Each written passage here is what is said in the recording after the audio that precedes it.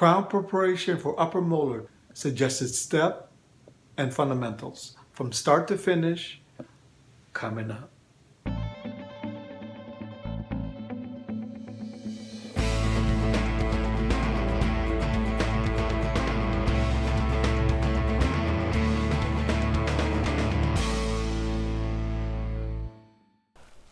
Hello dental professional, this is Dr. Arnold Palos. Welcome to In-Office to Hands-On Dental Training and Consulting. We provide dental health information and trends. We discuss dental technique, management, and dental success, keeping it simple for you. If you're new in this channel, consider subscribing. Visit us at our website or at our dental practice.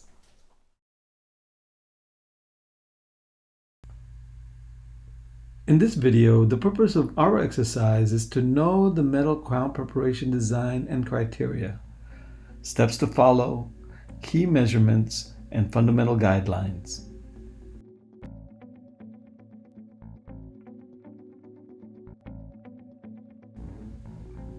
We will be using an 11/16.1 medium diamond burr. The first step in this exercise is to visualize the plan of action for a full metal crown preparation.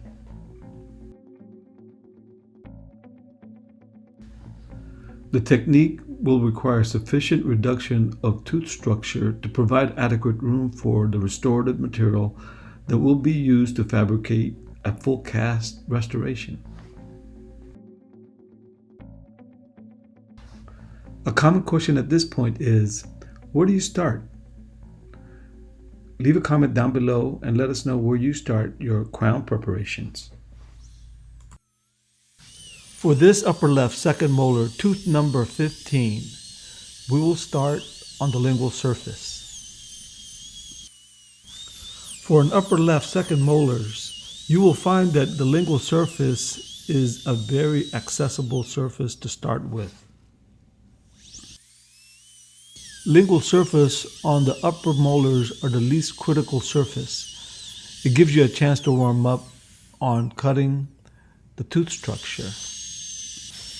Now you are ready for one of the critical surface of the tooth, the interproximal.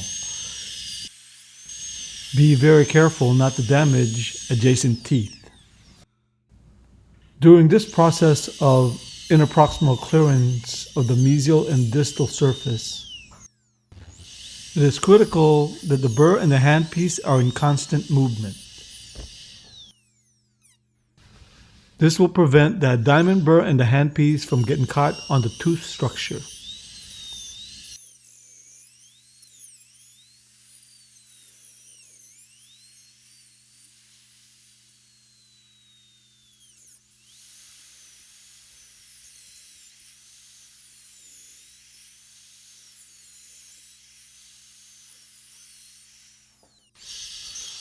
Continue to prepare a smooth, even 0.75 millimeters to 1.0 millimeters overall tooth reduction.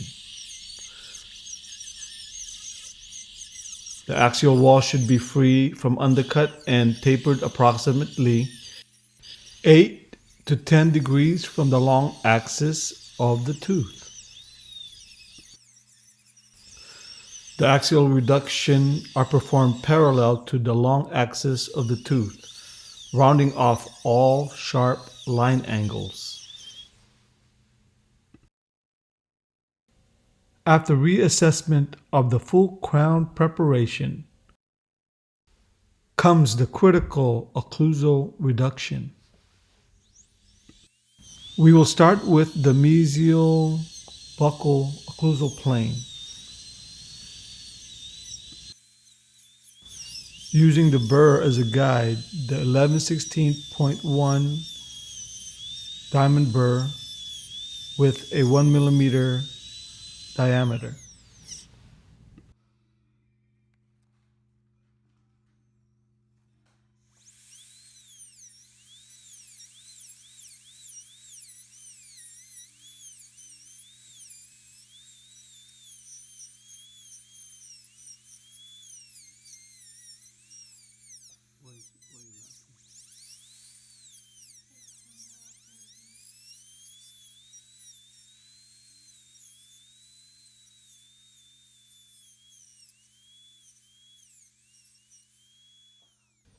A minimum of 1.0 millimeter reduction is required on a non-functional cusp, and a 1.5 millimeter reduction is required on a functional cusp.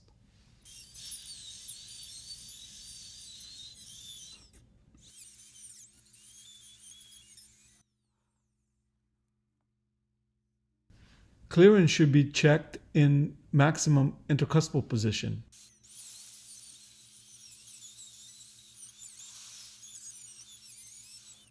The occlusal reduction should generally preserve the occlusal anatomy of the tooth, providing the uniform reduction.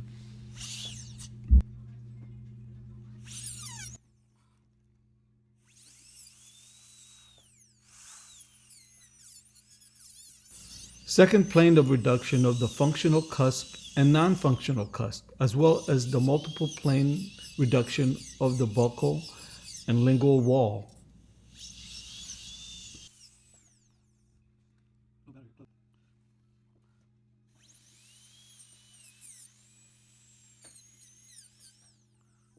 Recheck the 1.5 millimeter reduction of the functional cusp.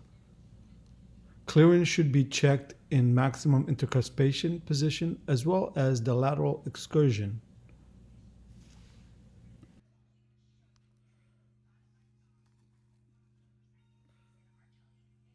The finish line should be a chamfer profile, approximately 0.5 millimeter in width. It also should be 0.5 to 1 millimeter coronal to the free gingival margin and follow the contour of the free gingival margin. It should be smooth, continuous, even, and well defined.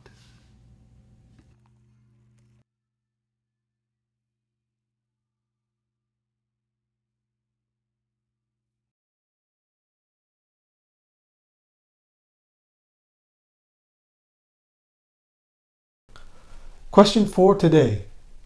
What equipment do you use on full metal crown preparation? Make sure to comment down below. Share with our community here at our channel.